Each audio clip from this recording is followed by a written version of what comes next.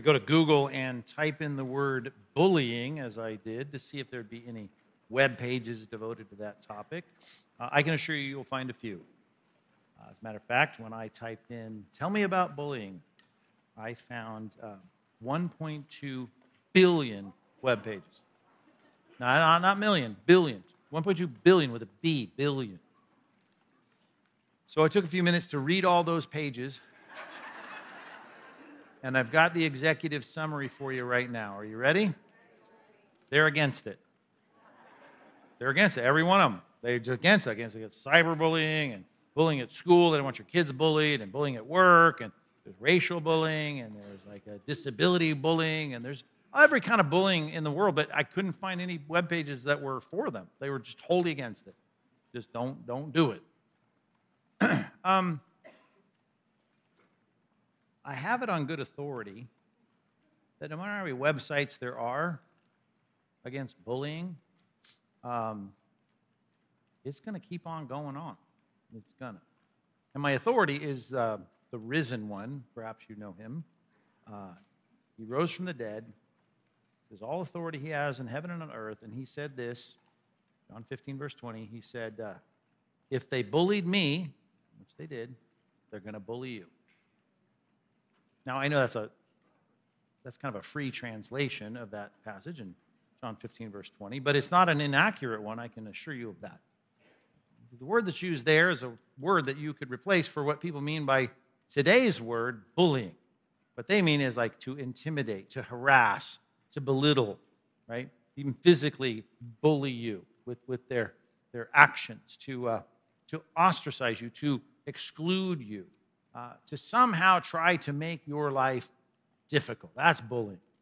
And certainly Jesus had that in mind when he said, if they persecuted me, they're going to persecute you, because all the things he says about persecution, it runs the gamut, all the way down to just saying bad things about you, saying things behind your back. He talked about that they're going to revile you and exclude you and say all kinds of evil things about you. He says, it's going to happen because no servant is greater than his master. If I'm the top of this pyramid here and I got bullied, oh, you're going to get bullied. Now, I don't care how you can have 1.2 gazillion web pages against it. You wag your finger at everybody and say it's bad, you shouldn't do it. It's going to happen. There's going to be bullying in particular against Christians, I assure you, all the way to the end. Matter of fact, it's going to go from bad to worse. And so there's no passages in the Bible that you can find that are going to say, here's how you get rid of that. Here's how you stop people from persecuting. Here's how you stop people from reviling. Here's how you stop people from bullying you. You won't find those passages, but you'll have a lot of passages that'll say, here's the kind of bullying you should expect, and here's what you ought to do about it. And those are very helpful passages. And I've called this series for the next 8 weeks, I've called it Christians on Trial. And there are always going to be there's going to be that sense of like you're put on trial, put you under the microscope. They're going to analyze you, and they're not going to analyze you fairly because you ally yourself with Christ. Like I stand with him. And because of their ridicule for him and what he said, they're going to do the same to you. Jesus said that's going to happen. And what we're going to study in chapters 24, 25, and 26 for the next 8 weeks, which, by the way, is like light speed through the book of Acts, right? Since we've been in it since I was 16, we've been studying Acts. I know, this is fast. But Paul goes through trials, and a lot of them are the same. Matter of fact, he repeats a lot of these things in these trials. But he's on trial starting in chapter 24 before the governor of the whole area of Judea, southern Israel. He's in charge. He's a Roman official sent from Rome across the Mediterranean, and he's in charge of this area. And Paul is taken there, and he starts a trial. It's the first real, serious, legal trial before the Romans. And so it is a trial, and I want to use that terminology, but I doubt any of you are going to go before the governor of our state with attorneys and flanked by people, with big briefcases. I don't know that at least you, maybe your kids or grandkids, but you probably won't be on that kind of trial. But Jesus, when he talked about the opposition we're going to receive, it's a kind of bullying we're going to have a preparation for. You need to know what to expect and what to do about it. And Paul gives a great primer by his life, kind of giving us a template of this is the kind of things you should expect, and here's how you should respond. So we want to look at that for the next 8 weeks. We're going to start with the first 9 verses And I want you to look at it with me because we're going to find answers to how we should deal with what we're going to deal with. And while we have to attenuate a bit of what he's dealing with, because he's literally on trial for his life. And this is where this is going to go in the book of Acts. I hope that your bullying is less than that. And I hope that it will be for our lifetime. Perhaps it won't, but whatever. We're going to get ready by looking at this and kind of saying, well, how does this apply to us today? And we'll find some answers in the text today. So turn there with me. Acts chapter 24. We've only got time for the first 9 verses, and we really don't even have time for that. That never stops me, so. Acts 24. You've followed me, I hope, in where we're at, and Paul here now is finally taken from Jerusalem to Caesarea on the Mediterranean coast, and it says after he got there and he's there, it says after 5 days, verse 1.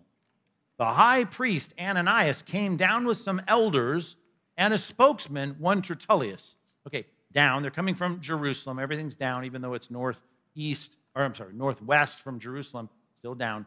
And that's directional indicators whenever you're coming down from Jerusalem, because it's an elevated place and the most important city in the mind of the Jewish people. Luke says coming down. So coming down to Mediterranean, who is? Well, Paul got there with a big entourage and a whole protective, service and protective custody all the way to Caesarea. But now we have the high priest. He's the number one guy in religious Judaism of the first century. His name is Ananias, and he's coming, and he's got a whole team of the elders. In other words, the ruling class of Israel, probably members of the Sanhedrin, the Supreme Court of Israel, and a spokesman. This is an interesting Greek word, probably referring to an official lawyer, like a litigator.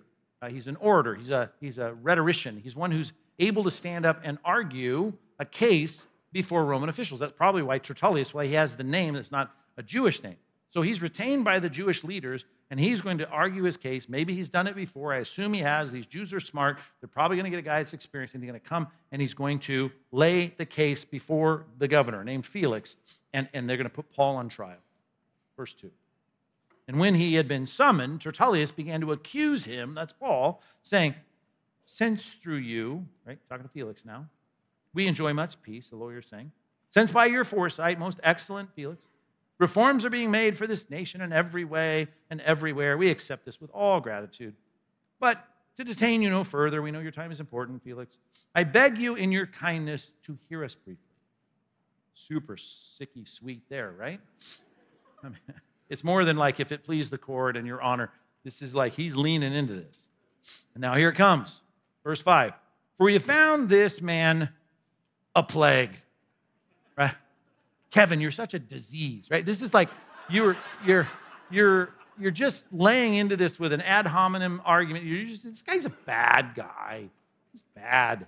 He's a plague. What does he do? Why? Because he stirs up riots among all the Jews, not just in Israel. I mean, Asia, like he's messed up the whole world, this disease, this man named Paul, throughout the whole world. Because he's like the top dog. He's the ringleader. He's the one whipping up these people of the sect of the Nazarenes. He's even tried to profane the temple, but we seized him. Speaking on behalf of the Jews here, the leaders. By examining him yourself, oh, amazing Felix, right? You look so good today, right? You will be able to find out from him about everything of which we accuse him. And then the Jews, man, they were like, yeah. They joined in the charge, affirming that all these things were so. Maybe it's more like the parliament in England, right? It's like, I don't know, they're like barking up, everybody, yeah. Or maybe this is a reference to them bringing in people, whatever. Everyone just joins in. Bad guy, plague, disease, riot guy, sect, ringleader, bad guy, profaning religious, people in Jerusalem, and off they go. Paul starts his defense in verse 10. That's next time. Let's just look at this, right? The charges. Now, again, we have to attenuate a little bit, right? We have to bring it down from you being on trial with lawyers flanking you and being accused and in the witness box, and we're going to think, okay, what kinds of things are happening to Paul? What are they saying about Paul that they might say about you? Because Paul is a follower of Christ. He's a proponent of Christianity. You're a proponent of Christianity, I trust, if you're a Christian. And what are they going to say? What kind of stuff should you expect? So let's give a heading to this, and then let's just analyze the charges and let's just head it this way. Expect criticisms like these. And for you, I'm assuming it's just criticism. It may accelerate to something greater. You might lose a job over it, might lose a client, might lose a promotion, might lose some friends. I don't know. I mean, who knows? You could lose a lot. But it starts with the criticism. It's the opposition. Okay. Now, what is the opposition? You notice the verses next to this first point take us right to the heart of it in verses 5 and 6. And I want to start with the charges. Now, 4 things we could say. One of them is kind of a header to it all. But it starts with, you're a plague. This guy's a plague. Verse 5. We found this man a plague. That's what he is. Who stirs up riots among all the Jews, right? All the Jews throughout the world. Ringleader of the sect of the Nazarenes. Even tried to profane the temple, but we seized him. Okay. That's the charge. Let's start with the first line. Okay. We'll get our letter A from this. You're a plague. It's not nice, right? You're not nice. You're just bad. You're bad. You're just bad for the world. Okay. Now, you, and all these are plurals that I'm going to have you write down. So y'all, if you're from the South, right? You need to know, letter A, here's what they're going to say about you. Even though you might not go to court, might not go to jail. They're going to say same thing they said about Paul. Because you're going to stand with Christ, he stood with Christ. Letter A, they're going to say, you're bad for society. You're all bad for society. You and your church and your group, you're just bad. You're bad for society. Or to put it in the words of a website that I looked up, didn't take me long to say, what are people saying about Christians these days? Here was the headline. Christians, they are a scourge of humanity. I go, oh, okay. I mean, cause trouble. We're upsetting everything everywhere. Now, anyone can get a web page, right? There's 1.2 billion on bullying. Clearly, anyone can say anything. I get that. How about best-selling books that have really broken all the records for selling books about religion? And they're not from religious people, they're from atheists. And you've studied a little bit about the opposition of Christianity in our generation. It really started with these 4 horsemen of the new militant atheists that have gone after us. And so go back to the turn of the millennia here, right? Beginning of the 2000s, and think of some of the things that were written about us in these books, okay? Here's Christopher Hitchens in his book, 2008, page 58. Christians, talking about us now. They're violent, they're irrational, they're intolerant, they're allied to racism, they're tribal, and they're full of bigotry. You could say you're a plague. That's what Christians are. You become a Christian, you're bad for, that's not good for society, right? That's not good for, Harris, right? And Hitchens, they keep going. You can add Dawkins to it in a minute, but they all keep going. They say, we are, here it comes, positively immoral. And religion, Christianity in particular, is a false picture of the world to the innocent. People just out there, and then they're hit with the religious, hit with us, Christians, right? They're just fine, whether it's in Thessalonica or Colossae or Ephesus or, Orange County or middle of Phoenix or in Cleveland. Doesn't matter. Christians come, and they start messing it all up. We are the kind, it says here, that are promoting this eternal reward or this eternal punishment, this bifurcation of where you're going to go when you die. That's what Christianity is all about. And they impose impossible tasks and rules upon people. We start telling people, like, you shouldn't look at pornography, right? And you shouldn't cheat on your wife, and you shouldn't cheat at work, and you should tell the truth. You shouldn't curse. All these things, impossible, right? It's impossible. You're saddling us with all this guilt, right? And they encourage an extreme self-centeredness. Ultimately, they're saying, they're just a bunch of self-centered people and full of conceit. Okay, these are the charges against Sunday school teachers in Nebraska, right? Christian college students in Kentucky, right? People like us who gather together to read the Bible. This has become, and again, these guys are selling way more books than your pastor will ever sell. More people are reading what they write than me and 10 pastors combined. This is, right, an increasing view of how people look at Christianity. And the more our society continues to, quote unquote, progress as they slide off the table into the garbage can, right, we're going to continue to have this accusation against us. And that is, letter A, you're bad for society. You're bad for society. You're not good for, you do not produce goodwill. You are, to put it in the words of 1 Corinthians chapter 4, verse 13, you are the scum of the world. Matter of fact, let's look at that passage real quick. So important that the Apostle Paul would say that because he's trying to correct a kind of thinking that is all over Orange County churches, all over Orange County churches. And that is that you can have an alliance with Christ, and not only will he make your life better, but as he makes your life better, right, and you are healthier and wealthier, and your skin is clear, and you have more hair on the top of your head, right, you will ultimately have really the respect and accolades of everyone. They're wondering, like, how are you not on, bipolar medication? It's amazing. You're great. We want to learn from you. We want to sit at your feet and learn from you, oh Christian, so blessed in your life. Okay, this is the kind of tripe that goes on in a lot of places as they're pushing a Christianity in a culture, by the way, that is pretty well off, upper middle class Orange County. If you've heard me quote the book of 1 Corinthians before, and I'd like you to turn there, 1 Corinthians chapter 4, I think you've heard me say this. Corinth in the first century was the Orange County of the ancient world. They were well-to-do. I mean, it wasn't Rome, it wasn't Athens, but they were doing really well. This was not Bel Air, right? But it's Orange County. These guys, they're doing well. Now, Christ comes to Corinth, and people start adding Christianity to their portfolio of stuff. Along with their bike rides in the morning and their Peloton and their crunches and, they're eating their strength juices and their essential oils. Now, I got Christ now. This is good, really good for me. And they start to sense it's going to better. This is a life betterment plan. I mean, my books on Christianity, they're right there in the self-help section. And Paul just castigates them in this passage. Take a look at it. 1 Corinthians chapter 4. The Orange County of the ancient world. Here's what he says. Let's start in verse 8. And by the way, if you read 1 and 2 Corinthians, these two books of the New Testament are dripping with more sarcasm than any other book of the New Testament. Dripping with sarcasm. And 2 Corinthians is even worse than 1 Corinthians, or better, depending on if you like sarcasm. Verse 8. Already you have all you want. You have all you want.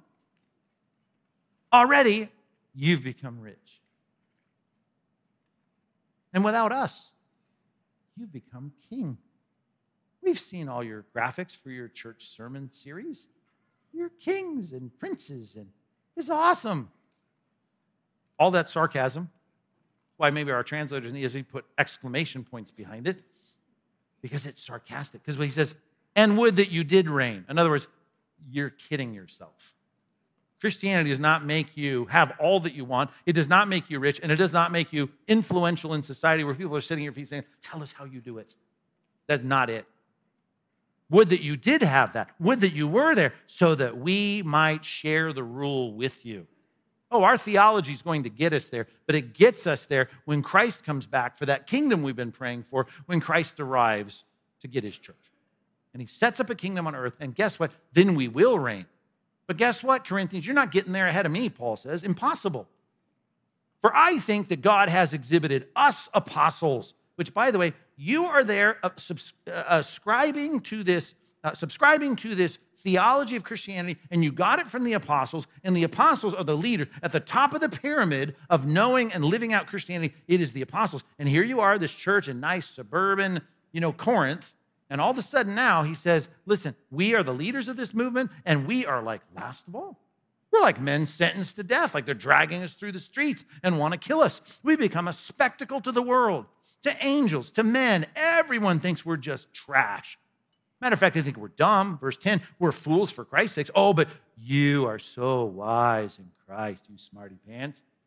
Right? We're weak. Look at us. We're weak. We're in prison. We're being hauled out of town after they throw rocks at us. They leave us for dead in the streets of our mission field. Oh, but you're so strong. You got it. You're held in honor. You're becoming the employee of the month in your companies. We're, in disrepute. They hate us. To the very present hour, like right now, we can't get food. They won't serve us beverages. We're poorly dressed. We're buffeted. We're homeless. And we're laboring, working with our own hands. No one's handing us anything. When reviled, we turn around and live by the Christian principles, and we bless. But we are reviled. And when we're persecuted, we gut it out. We endure. When slandered, like it's happening in Acts 24, 25, and 26, right? We entreat. We're going to have a defense. We're going to respond. We have become, and still are, like the scum of the world, the refuse of all things. Now you say, dude, you need some medication, a good psychiatrist. You need to slow down. Take a vacation, Paul. Scum of the earth? You're not the scum of the earth. You're a nice guy. We've read your books, right? You seem happy. No, we're the refuse, the dung, we're the poop of the world. That's what he said. You don't see that on day spring cards, right? Christians, right? Poop of the world. Scum of the earth. And Paul says, that's what we're experiencing. Oh, but you guys, you got it made. I get absolutely disgusted by some of the preaching that I hear going on platforms by people that promise things they don't even experience and live. They don't even experience and live the stuff they offer to their congregations as they pass the plate and pretend that Christianity is supposed to make you popular and healthy and no zits, right? And thin waistlines, and you'll probably just stand up straighter. It'll be awesome. These guys are influencers. They're not preachers. And they're telling you things that are not true. They're ripping people off. They're putting people in a place of hanging on to, biting into false hopes that will do nothing but be disillusioned. And these churches and these pulpits that are proffering this stuff, you just need to know it's a revolving door. They come in, they start to believe what the preachers are saying, and then in time they go, this is disillusion. I don't like this. But that's okay. Somebody else coming right behind him because we're standing on stage and saying, you get Christ, everything's going to be great. He's so great. He's so awesome. Everyone's going to love you. You're going to be great. Family, fantastic, right? Your health, good. Your job, you're going to ascend and soar. Nonsense. Here's what I'm telling you. You want to ally yourself with Christ and subscribe to biblical Christianity? It's going to get harder. You should expect that they're going to say you're bad for society. And you're not, Paul says, look. I mean, I can just read the passage. This is what it is. This is the answer. It's a priority, value, expectation adjustment. Great sermon after Easter. Pastor Mike brought friends and everything. This is not what I wanted. It gets worse. But here's what I'll say. You may not have had to do this week. Say, hey, you're a Christian, you're bad for society. I'll bet people have thought it if they know you're a Christian. Number two, I guarantee you've heard this one. Go back to our passage, letter B. Here it is, verse number 5. What's the second thing they say? You stir up riots among all the Jews throughout the world. If you just keep your mouth shut, you come into town, everyone's mad at you, they don't like what you're saying. This is bad, right? And the reason they think it's bad is because we come in and say things they don't like. And then you don't back down because you say, this is true, this is right. This particular charge speaks to our epistemology. It speaks to what we think we know and how we think we know it and what is true and our understanding, our philosophy of what truth is. Christians have believed from the very beginning, and Western society was pretty much built on this idea that truth is really a statement, an assertion of some comporting with reality. That what I'm saying, it comports with something objectively true, right? Until Oprah came along and said, no, it's about my truth. My truth, your truth. Classic modernistic way of thinking. Christianity has said, like, there is a God. It's the fool that says there is no God. Because you can't say, well, I'm an atheist. Well, that's nice. I'm a Christian. No. It doesn't work that way. There either is a God or there isn't a God. Well, you believe God made us? Well, I watch the Discovery Channel. God didn't make us. Oh, well, that's nice. That's not how this works. There is either God or there isn't a God. He either created us or he didn't create us. Oh, and there was this thing, like the movie a long time ago, the Ten Commandments. God gave these rules, right? Oh, you're saying that? I don't think those rules are, I don't even believe. I just think that the whole book probably developed from, just rewritten and translation after. Don't believe all that. Okay, well, there is a God or there isn't a God. He either created us or didn't. He either gave us a set of rules or he didn't. And then all that stuff about he's going to judge us. He's going to call us to account for what we do. He either is or he isn't, right? It's either true or it isn't. Christianity gets a bad rap because people are saying this is a statement that corresponds to something that's real, something that is true, and if you disagree with it, oh, here it comes, you're wrong. Dun, dun, dun. You can't do that. You know what that is? That's being judgmental. You are judgmental. Letter B. You're going to be accused of this, right? You're judgmental, especially your pastor, right? Your church, trust me. Judgmental. Your church is judgmental. You are judgmental. Okay. Just, by the way, just point out to the person that says that to you. are you being judgmental about the fact that we're judgmental? What do you mean? Are you sure we're judgmental? Are you saying we're absolutely judgmental? Are you saying that we're not judgmental? Are you saying that we're actually, like, corresponds with truth that we are judgmental? And you're saying that. No, that's not my truth. We're not judgmental. Or no, but you're sure we're judgmental. You can't have it both ways. The Greek New Testament, the Greek language is so great because so much of our vocabulary comes from Greek. Not that this particular word does. But the word that translates into judge, which you're not supposed to do because there's a Bible verse about that somewhere, Matthew chapter 7, verse 1. Not supposed to do that. More on that in a minute. Is the word krino. Krino. Which doesn't mean anything when you hear it. Just know that when you hear the word krino, which is the verb I judge, it translates judge, depending on how it's inflected in different ways. It's krino, judge. Here's something that's helpful. If you go, like you take a 101 Greek class across the street, you're going to have to learn vocabulary words. Here's a frequently used word you're going to have to learn, apokrino. Apokrino is a compound word with a preposition in front of it, apo.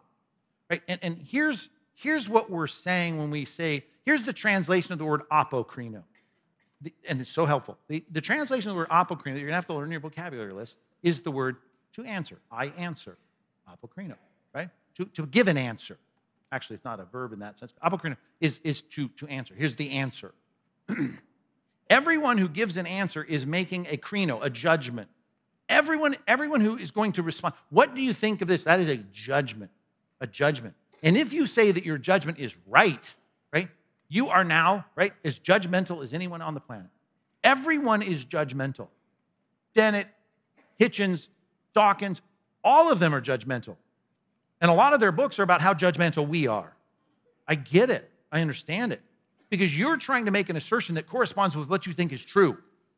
And so the only way to do that is to get into the squishy Oprah land of saying, there is no truth. Is your truth my truth, whatever your truth, all roads lead to heaven, which she loves to say, right? Or used to say, I don't know, Oprah's yesterday's news, whoever the new person is now. And the idea of all this is that we are going to say, listen, I know you think we're judgmental. And you know why Paul caused riots when he went into towns? He would go into the synagogues and he'd say, here's Isaiah, here's Jeremiah, here's Malachi. You know who it is? Jesus of Nazareth. This is the guy. And they would say, no, it's not. And he'd say, yes, it is. No, it's not. Yes, it is. Why didn't they want that? Because he died on a cross. I don't believe our Messiah is going to die on a cross. You're wrong. Paul would say, oh, but let's look about dying on the cross. Isaiah 53, there are passages in Scripture. How about Moses, even the idea of the sacrificial lamb? Yes, the Messiah was going to die on a cross. You just weren't reading the Scripture carefully enough. Look at it again. No, you're wrong. We will not believe that. So riots were caused. The most important person in biblical prophecy is the Christ. And Paul was saying, this is the Christ. He just died in Jerusalem and rose from the dead on the third day. That's too crazy. Don't believe it. Riots. People disagreed. Anybody who's going to cause a stir, let's just call it that, where you're judgmental, is because you're making statements of truth, assertions about reality, and you're saying you're right to agree with this assertion that corresponds to reality, or you're wrong if you deny it. And I'm just saying we traffic in that. That is the whole point.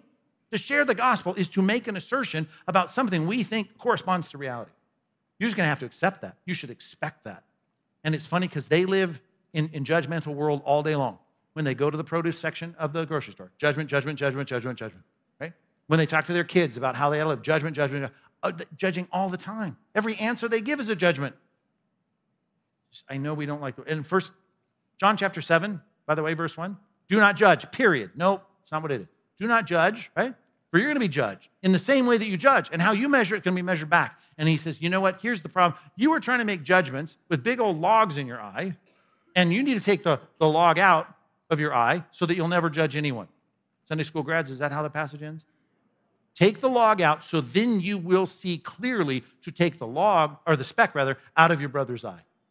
Matter of fact, jot this down, people that are getting tired of the accusation that we're judgmental. John chapter 7, verse 24. Jesus says, do not judge, by appearances, but judge, this is an imperative now, judge with righteous judgment. Judge with right judgment. Judge appropriately. You can't judge a book by its cover. That's true. Don't judge by mere appearances. Right? There can be a tax collector on the Temple Mount. You think he's scum of the earth. You just look at the external, but look at what he does. Look at what he says. Look at how he goes home contrite, trusting in the Lord's mercy for forgiveness. He's a brother in Christ. Don't judge by mere appearances. Judge with righteous judgment. Everyone's going to judge. Judge rightly. That's the point. Expect criticisms like, you're bad for society, you're such a disease, right? And you're judgmental. That's going to happen. Back to our passage. Acts chapter 24, verse 5. Because you know this guy's a ringleader of the sect of the Nazarenes. He's a Nazarene guy. The Nazarenes. Now, I grew up down the street from Nazarene Church. Ride my bike past it all the time. I didn't think it was a bad word. Fine word. Nice cars in the parking lot. It seems like a nice building. The hedges were nicely trimmed. Oh, Nazarenes. I don't know. These guys are Nazarenes. I go to a Baptist church. You go to the Nazarene church. Whatever. Fine. It wasn't a fine word in the first century. Nazarene. Remember in John chapter 1, Nathaniel, Philip, they had this discussion. I think I found the Christ, the one the Bible talks about, the Old Testament. And the response was, can any good thing come out of Nazareth? Nazareth. Now I'm thinking of geographical locations on the map right now, which I won't say because I get in trouble when I say those. You know what cities I'm thinking of. And we have this sense of reputation about a particular place. This to them in Israel, in the snooty areas around Jerusalem, if you were from Nazareth, not only did you have an accent, which, by the way, that Peter was called out by the servant girl in Caiaphas' courtyard, you were with him. Why? Because he has an accent of a northerner from Galilee. And they didn't like that because there were Jews there, but there were a lot of Gentiles there. I mean, they named the whole giant lake after Tiberius. I mean, this was not the place to be if you're a devout Jew. And Jesus, for prophetic reasons, was slated after being born in Bethlehem, as Micah 5:2 says he should be. He's now raised in Nazareth. And they don't like him because he's from Nazareth. And then you add the word sect to it. Sect is not a nice word. Sect. You're from a little sect, aren't you? You're a little break-off splinter group from the real group. Now, you're like, that's like cult. You're just in this cult group of the Hicks, right? You're probably just grasping to your guns and your God and your religion. You're just the deplorables of society. Sorry, more political talk. You guys are just, let's put it this way, letter C, simpletons. Simpletons. You probably don't even know how to find access to the Discovery Channel. You're so simple. You don't understand it. You don't believe it. You probably think God created the world. You're so dumb. It was an explosion. You're so dumb. You're dumb. You guys probably never been to school. Anybody educated in your church? Where'd your pastor? Where do you go to? You go Christian little Sunday school? Is that where you went? You guys, you don't know anything. You're dumb. You think miracles. You think Jesus rose from the dead. You're dumb. Bible, you believe in the Bible? Dude, I saw the Da Vinci Code. That's not how the Bible came to be. You don't know that. I watched a whole 90-minute movie to learn how the Bible came to be. Your pastor's preaching from it like it's some authoritative book. So dumb. You're so dumb. You're so dumb. You know at work they think that about you as soon as you speak up about God and you start saying things like, I believe you did. I think I created the world. Yep.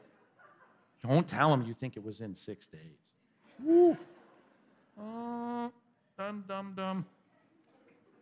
I'm just telling you this. Get used to being called a simpleton.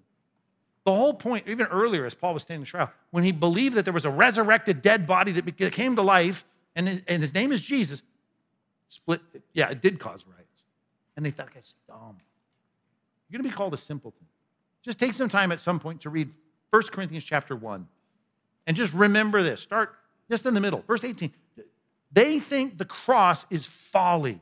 Why? The cross is the apex of our theology. There is a God. He did create us. He did give us rules. We broke those rules. So he says, you're going to be cast out. But instead of being cast out, right, you're going to be able to be part of my team if you get the imputed righteousness of Christ and if your sin can be appended to his punishment. The cross is the centerpiece of that. The only reason I think I have a relationship with the living God and one day will meet him is because the cross. Dumb. And it talks about the Greeks, they just want more knowledge, want more wisdom. The Jews, there's no way our Messiah could have been crucified. No way. We know he's not the Messiah just because he got crucified. The cross is a stumbling block to the Jews. Right? To the Greeks, it's folly, it's foolishness. And then he starts talking about the church. Yeah, and in your church, just remember this. God chooses the base things to shame the wise things. He picks people, little runts, little red-headed runts like David, He doesn't take him from the military academy. He plucks him out of the field as a shepherd. And even when dad was visited by Samuel, like, I'm looking for a king. Well, here's all my sons. And God goes, nope, nope, nope, nope. This is all the sons you have? No, I got one more, but he's just watching the sheep. You don't want to see him. He's short. Which isn't really a joke because Saul, the first king, tallest guy around, head and shoulders above everybody else. The short runt shepherd with no training, no military training, no military experience, right? He becomes the king. God takes the base things of the world to shame the wise. And the whole point in that passage at the end is says, so that we wouldn't boast before God. It isn't about you. We don't have more PhDs in this room than you might have in the faculty lounge at UCI. I get it. I understand. It's okay.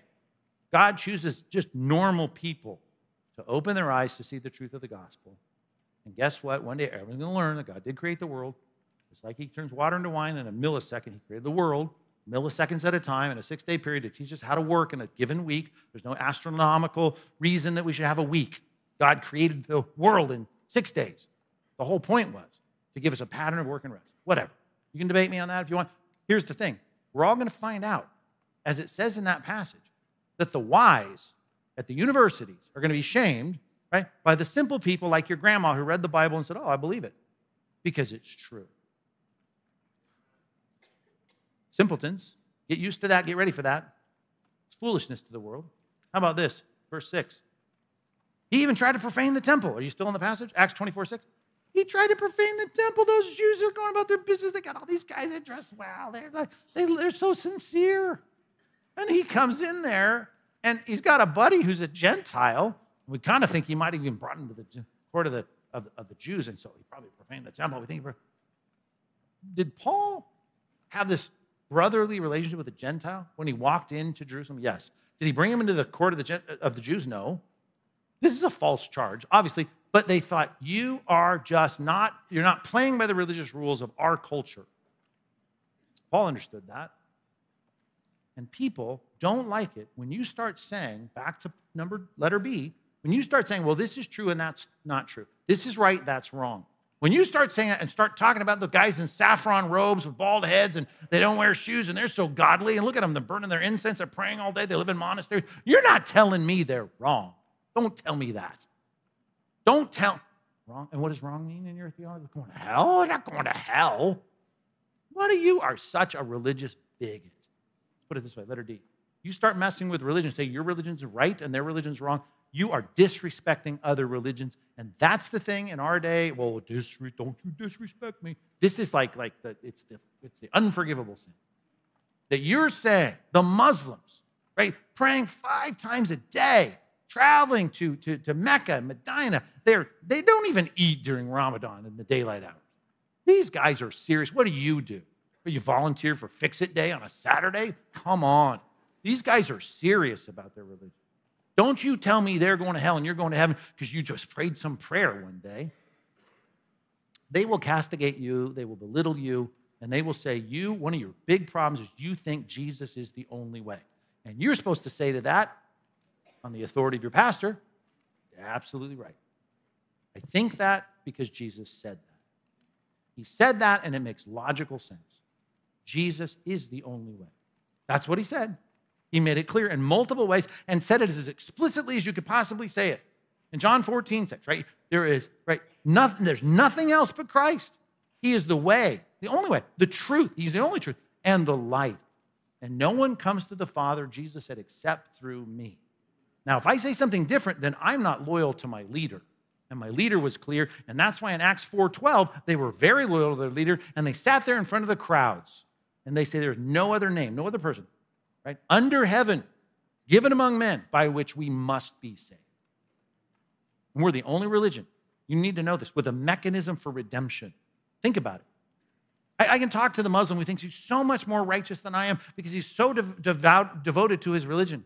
And I have had many conversations.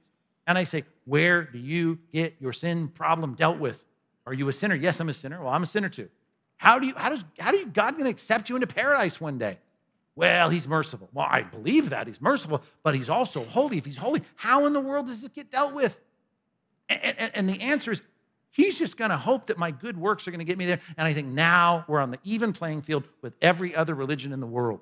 Here's the ladder to try and get good enough. And God's going to look past the fact that who's climbing the ladder is a sinner.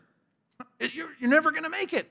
I need to have the imputed righteousness of Christ applied to my life and my sin somehow extracted from my life and put on some payment that's worthy. It's called the cross. And it's folly to the world. And I am saying you're wrong. And if I love you enough, I'll tell you you're wrong. And I'll tell you, you ought to put your trust in Christ. He's not a prophet in your book that doesn't die and doesn't rise, right? That you have Isa in the Quran. That's nifty. That's super nifty, right? But he doesn't effectuate the means of your atonement. You don't even think that he died on a cross. So we got a big problem. You need the Christ of history, the Christ of the Bible, who takes away your sin like a lamb, the Lamb of God, takes away the sin of the world. That's the picture. The innocent dies for the guilty so we can go free.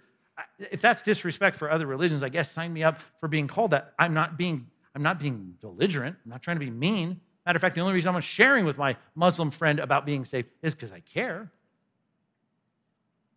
I'm not a bigot because you state the truth. All right, that's the kind of things you're going to hear. You are not good for society. All that stuff about sexual ethics and the sanctity of life is not good. Your cousin making people feel bad. And then you're saying it like they're wrong. You're judgmental and you're dumb anyway. You don't even believe in the Discovery Channel. And, you disrespect other religions because you think they're wrong. Okay. Verses 5 and 6. Those are the accusations. Look at the tactics, though. The tactics are telling as well. Let's just run through these quickly. Yay, they say. They will be quick. Expect tactics like these. Number 2, here are some tactics. Okay? First tactic is found in verse 1. And after 5 days, the high priest Ananias came down with some elders and a spokesman, right? A rhetorician, an orator, a lawyer, Tertullius. And they laid the case before the governor. They laid before the governor their case against Paul. You got to travel from Jerusalem. You got to travel to Caesarea, where the court is.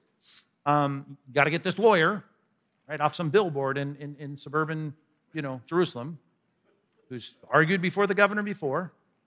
And you got to tell him the guy we hate is causing trouble all over the world. He's blaspheming in the temple, profaning it by bringing it. He's just basically a disease. So I need you to come and argue before the highest official in the land. The guy goes, oh, okay, big case. Yep, we're going to do it next week. We got to travel for a couple days. 5 days, be ready. Any attorneys in the room? You want that case? You know what that spells? That spells we're going to have you tell the powers that be what we think, and please don't get confused with any of the facts. We already have the conclusion. We figured this out, okay? So you just go and argue the case. You say what we tell you. Investigations, right? Due diligence, not going to have any of that. You know what we call that on the streets? We call that a rush to judgment. Letter A. Expect that. Every time someone criticizes Christianity, I want to ask them a couple of questions. Tell me about your investigation of Christianity. And number 2, can you sit down with me and let's engage in some investigation. Okay? They don't want investigation with me because I'm a disease, right? Narrow-minded, bigoted disease. And they don't want to investigate it themselves because they've already seen several episodes on cable and YouTube and have watched the Da Vinci Code and even read half of it. They know what they're talking about. They don't want to sit down and reason together. And they don't have any time. They've already decided. They read some stuff on the internet. They saw some stuff on MSNBC. They know. So they're not going to sit down and think this through with us. They rush to judgment. It happens all the time, and you just need to be ready for that. The preconceived ideas. I often ask people, have you read the Bible? Yeah, I've read parts of it. I know it. Okay, well, have you read it? No, read it, like the whole thing. How about the New Testament? You read that? I read parts of it. You're a bunch of bigots. Okay, well, can you read it? Can we read it? Don't have time for that. It's called a rush to judgment. It's a dumb tactic used all the time. Then, what's happening? The people that did not like Paul, that saw him in the temple, the crowds that everyone, they went now to the Sanhedrin. They went to the Sanhedrin, to the top of the Sanhedrin. They went to Ananias, and now they're coming with the whole Sanhedrin, we're assuming, or at least some of the Sanhedrin, some of the elders, and they've got a Roman attorney, perhaps, whatever he is, his background, Tertullius, and they're going to now go to the governor. So they're pushing this up the chain. I came home from 6th grade one day, 5th grade, my elementary school. I told my older brother, man, I got in real trouble today. He's going to think in one of two categories. Either you got in trouble, like we would get in trouble in 5th and 6th grade, by like offending the wrong person, and there was a park next to our elementary school, and they would say, this was the terminology on our campus, I don't know about yours, when they get mad, we get in an argument, and they'd say, you're chosen. And that was not a theological compliment, or it was we're fighting after school next door. We all knew where. We know where the fights were. So you're chosen, right? And so we would have the fight next door. Now, if I came home and said, I got in big trouble with my, at school today, my brother might think, oh, did you get in a fight? Or if I paused, he'd say, did you get sent to the principal's office? But that's another kind of trouble, right? Now, there's a lot of like hall monitors that get me in trouble, the tattletale people. And perhaps if the ball, snowballed big enough, I would end up in the principal's office. Not often. You should know that. My parents are watching. It wasn't often. It wasn't often. And I'd get in a couple fights. Yeah, not very. I like to talk my way out of most of them, but get in a couple fights. So one is like mano a mano. You're going to go fight in the park next door. And the other one is the tattlers, right? And all the people that just don't want to deal with you, they keep pushing you up the chain so you can get in trouble. This is the tactic of the world. We're going to get you reported. I mean, we are just absolutely the narc society right now, right? Get you reported. You offended me. You were somehow, you did put whatever labels they put on so they can get you in trouble. Get you in trouble at work, get you in trouble in the neighborhood, get you in trouble on the board you're on, get you in trouble in the organization you're in, the guild you're in, whatever. This is how it works. Number 2, I'll put it this way, letter B. They vilify to authorities. If they can get you vilified and make you a bad person in your little corner of the world, they'll do it.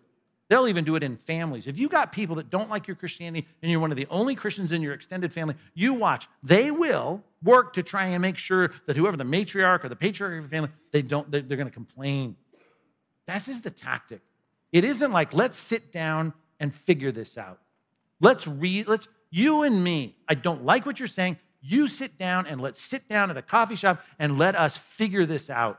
You bring your case, I'll bring my case. I'll tell you why I don't like it. No, it's like they're bigots, right? They're just afraid. They're phobic of this, that, or the other. Up the chain, and they get you in trouble that way. Some of you lost clients. Some of you lost promotions. Some of you lost jobs over that. Verses 1 through 4, and I read it with enough sarcasm in my voice, right? So Tertullius starts leaning into all this. You already got Ananias, you got the elders, you got Tertullius, this guy we don't know anything about. And hey, he gets on the stand. Hey, Felix, you have so much peace we have. You're so smart. You're foresight. You saw things for anyone else. Excellent, Felix, excellent. Reforms are being made for our nation. I can't even believe all the things you've done for the nation. It's crazy. Every way, everywhere, just all the times, just under every little corner. Man, we just look around and we just are so thankful for you, right? And, we don't want to take you very long. I know you got stuff to do. And you look so nice. Your tie, by the way, beautiful. I beg you, in your kindness, you're so kind. How are the kids? They doing okay? Just hear us briefly. We got a disease we need you to deal with, right? Paul is here. Just a jerk. Okay, all this kissing up that's going on here. I mean, there was a lot of that going on in Jerusalem before it got to Caesarea, now it's in Caesarea. Let's just call it this, and then I'll explain it. Letter C, they consolidate opposition.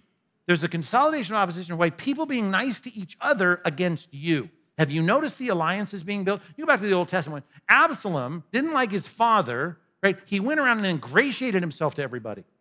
He sat there and tried to make friends, and he talked about how great it would be if he was in charge. And super nice guy. That's happened to me. I'm sure it's happened to you.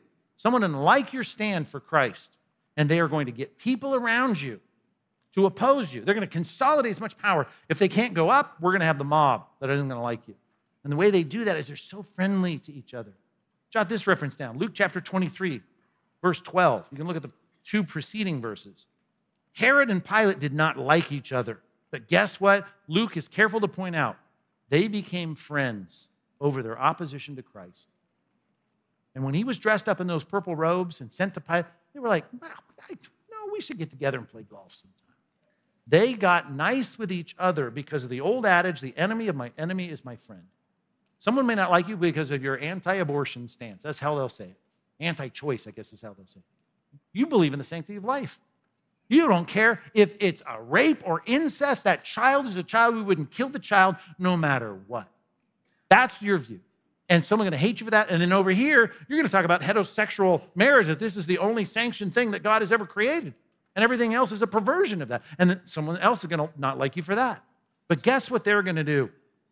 Right? These people are going to join in together. And they do that in consolidating their opposition to Christians. I've seen it so many places. Verses 8 and 9. Verse 8. By examining him yourself, Felix, you'll be able to find out from him about everything we do. You're going to see it our way. Trust me on this. I'm going to tell you all kinds of things, and you're going to see it for yourself. And the Jews said, we've seen it too. We know it. They joined in the charge, affirming all these things were so. Were all these things so? No. He wasn't a plague. No. Right? He was stirring up some riots. I'll give you that. And he did talk about Jesus of Nazareth. True. But it wasn't the hick, brainless, stupid thing that they're saying it was. And he didn't profane it. But they're all in the echo chamber. All in the echo, saying this, and everyone's just they're moving forward. The modern phrase for that is the hive mind. Letter D. They prefer the hive mind. Together, they sit there in the echo chamber. In the old days, we used to call it groupthink. The groupthink takes place. Everyone in the din of consolidating their opinion, they just listen to themselves. Social media, by the way, is perfect for Satan to utilize the hive mind mentality. Someone doesn't like you. They're going to try to build their case against you, even if they don't name you in their tweets, right? In their posts, by finding other people that are going to fire them up to agree with them that they don't like you. And that's going to be, at some point, because of your Christianity. And I'm just going to tell you, the hive mind, the groupthink, the din of consolidated thinking, the one brain that they have together. I just want to tell you this. Ephesians chapter 6, it's not their brain. It isn't a vote. The groupthink is not just the groupthink. The Bible says we don't wrestle against flesh and blood. We're wrestling against spiritual principalities and power, cosmic forces of evil, spiritual forces of darkness. And all I'm telling you is, here's the thing. Satan does not, and all of his spiritual henchmen do not want Jesus to be proclaimed as the way of salvation. Here's the deal. Every single ethical thing, as I said last week, that God has told us to do is for human flourishing. It is for the good of humanity. We're not a plague on society. If they just listen to what we're saying, we would be the biggest blessing to society. Righteousness exalts a nation, but sin is a disgrace to any people. You listen to us, society would thrive. I guarantee it, because there are places where it's happened. And it happened in America at one time. It isn't happening now. And all I'm telling you is that this is a satanic opposition to God. And so we need to know the groupthink, the hive mind, right? All of this kind of like echo chamber, the one who's making that echo and really providing all this. Without being too spooky here, I'm just going to tell you, it comes from beyond the domain of human beings' minds. This is what's happening. The Bible says you should be wise to it. Should not be ignorant of the schemes of the enemy. He wants people to not like Christians. You couldn't have these same kinds of campaigns against other religions or other groups. You just couldn't. Try it in your mind. When you see these ads, like I saw an ad that said, the only church that illuminates, it was a picture of a burning church at night. The only church that illuminates is one that's burning. Right, let's just replace church with mosque and see how that goes. Right? Think that's going to work? Or how about a Buddhist monastery? The only Buddhist monastery that provides light is one that's on fire. No one would buy it. Why? Because it's a satanic opposition. You wonder why only evangelical Christianity, Bible-believing Christians, are the target and the punching bag for society? It's because it's satanic. People are looking for fanciful expressions of supernatural power. Here's one, and there's nothing fancy about it. Satan doesn't want to do fanciful tricks to out himself. He wants to make it clear in the groupthink of our day, the hive mind of the modern era. This din of collective opinion. All right, well, that was so encouraging, Pastor Mike. Pastor Mike, more. Do this more. Preach like this more. All right, let me encourage you. Do you see the third point has no verses next to it? Because I got to give you some air, okay? Remember truths like these, right? When you're thinking through, right, the criticisms that we're going to get, when you're thinking through the tactics, the satanic tactics that we're going to rush to judgment, vilify to authorities, consolidate opposition, prefer that hive mind and only think in the group think. Just remember truths like these. Hebrews chapter 13, verse 12. Let me read it for you. So Jesus suffered outside the gate.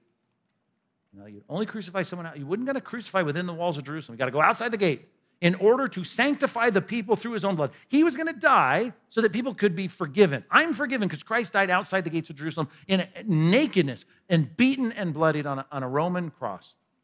Okay? And it says, therefore, verse 13, let us go out. Let us go to him. Can't skip those words. Let us go to him outside the camp and bear the reproach that he endured.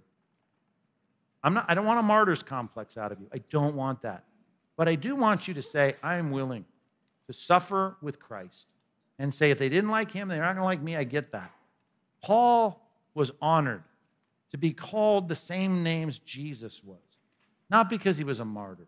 He preferred nice compliments to criticisms. But he was willing to endure the criticism because of passages like this, truths like this. Christ died outside the camp. Go outside the camp. Bear the reproach he endured. Why? Verse 14. For here we have no lasting city. Oh, we have a city. I live in a city here in South County. Not my lasting city, but we seek the city that is to come. And guess who's on the throne? The one who was bloodied outside the gate that everyone hates because he believes in heterosexual marriage and sanctity of life, and the Bible is true, and there's only one way to God. He believes all those things. He wants us to believe and promote all those things. And he was hated. We're going to be hated. But here's the thing. He's also going to be the king on this throne. Letter A, we stand with Christ. And every time you take a hit, you lose a client, you lose a promotion, you get ragged on by your brother-in-law, just remember, you stand with Christ. Christ was reproached, you're reproached. It's okay. I'm in good company is what I'm trying to say. Letter B, Romans chapter 1. Paul, talking about himself, Romans 1, verses 1 through 6. He talks about the gospel, the good news of the gospel. What is it? Well, it's one that was promised beforehand through the prophets in the Holy Scriptures, verse 2 says. That's a mind boggler. Like, what are you talking about? For 1,000 years of written biblical history, from 1445 BC to 400 AD, from Genesis to Malachi, God was talking about the coming solution to the problem of sin. And then, like a miracle, there was a pause for 400 years. I want you to think about that. 400 years. Even while it was going on, the Jews knew it was going on. And they said, these are the years where there's no prophet, there's no revelation from God. There's nobody like Elijah or Elisha or Isaiah or someone coming on the scene proving the credentials as a prophet and speaking for God. That was the consensus among the religious Jews. 400 years, God goes silent. And then John the Baptist comes on the scene, and we have a prophet in the new covenant era. It's about to be inaugurated, and Christ comes and fulfills every last thing in the Old Testament that was said about his first coming. He fulfills them all. And the point is that you and I couldn't say, well, maybe the Old Testament was written like after the Old Testament, before the New. I mean, because it looks like it's true, like city he was born in, what tribe he come from, that he would die and suffer and rise again after. I was just written after the fact. 400 years, God put a pause on it, so none of us could say that. And in Germany, they started to say that in the seminaries, and they started to teach this, and people believed it. And then God popped this library out of the Judean desert called the Dead Sea Scrolls and said, duh, here's a whole library dated before Christ. All of it. And the thing they attacked the most was the book of Isaiah. Redactors, all those prophecies about Christ, it's too specific, couldn't be written before Christ, had to be written after Christ. Probably took centuries after Christ to kind of put this masterpiece together the way that it works so well to affirm Christ. It was the first scroll that was pulled out, taken to St. Mark's Monastery in Jerusalem. They couldn't figure out what it was. They knew it was old. They took it to what's now the Albright Institute. A guy was there doing a PhD dissertation. So he had all the best cameras in the mid-20th century, tripods, everything. He happens to be there. And they start taking pictures of the first find that was publicly unscrolled before the people in the mid-20th century. And guess what scroll it was? Complete scroll of the whole book of Isaiah in one piece, predating Christ. This is what God does to make it very clear. He was declared to be who he was by the prophets that foretold it. And there's no religious book that does that, just the Bible. And he was declared with power to be the Son of God. How? By the resurrection, verse 4 says, from the dead. Last week's topic. Those are his credentials. Try and disprove it. Go. Just try. Go this week. Disprove it. That Christ did not historically rise from the dead. Well, people don't rise from the dead. This guy did. That's what I'm trying to tell you. And because of that, let's just put it this way, letter B, Christ is king, and he proved it. The city hasn't come yet. Right? We don't have the society that Christ is going to inaugurate, but he is the king, and he proved it.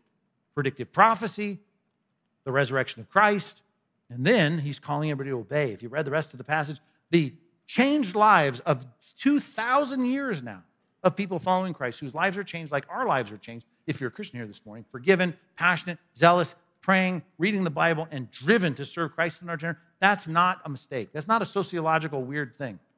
It's God at work, and he's proving that he is king.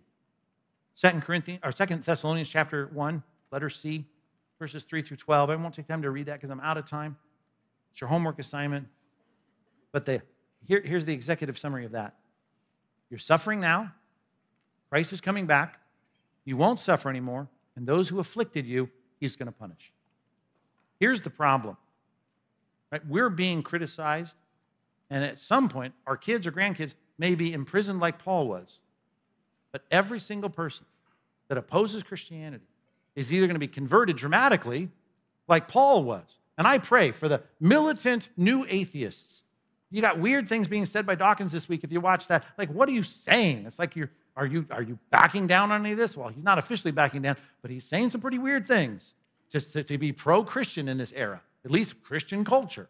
And I'm thinking to myself, Liz, I pray we have another Apostle Paul among the most prolific anti-Christian writers. But if we don't, and they don't, they will face the judgment of God. I call that vindication. God's people will be vindicated. Letter C, we will be vindicated. And you need to know, every knee will bow, those in heaven, earth, under the earth, every tongue will confess that Jesus Christ is Lord. There's not a critic that criticizes you for standing with Christ or his morality that isn't going to eat all of their words. Every one of them. Every one of them. And you have to be ready to stand with Christ no matter what criticism comes. This whole series, we've got 7 more sermons to go. You're going to help us know how to deal with this. What do we do? How do we counter it? Is there any way to mitigate any of this? We'll look at all that in this series. Let's pray. God, help us, please, to be better Christians that start with not being ashamed, not being afraid, not being willing to be counted with you. Now, God, you've warned us. You warned us in Matthew 7 that we shouldn't cast our pearls before swine. And there's times, as it says in Proverbs, we shouldn't correct a fool. We're just going to invite a beating. So we know it's not just marching around with a sandwich board around us that says all of our Christian theology. But God, when we're there, and maybe for some of us this week, it will be in that lunchroom or in that conversation at the coffee shop, it'll be clear. This is an open door for me to say, yes, I stand with Jesus Christ.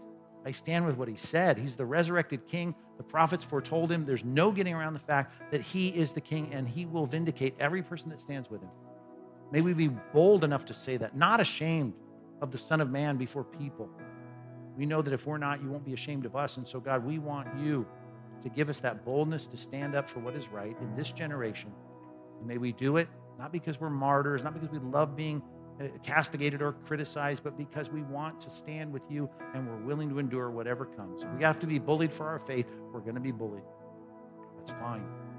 We'll go outside the gates to you and bear the reproach that you endured. In Jesus' name, amen.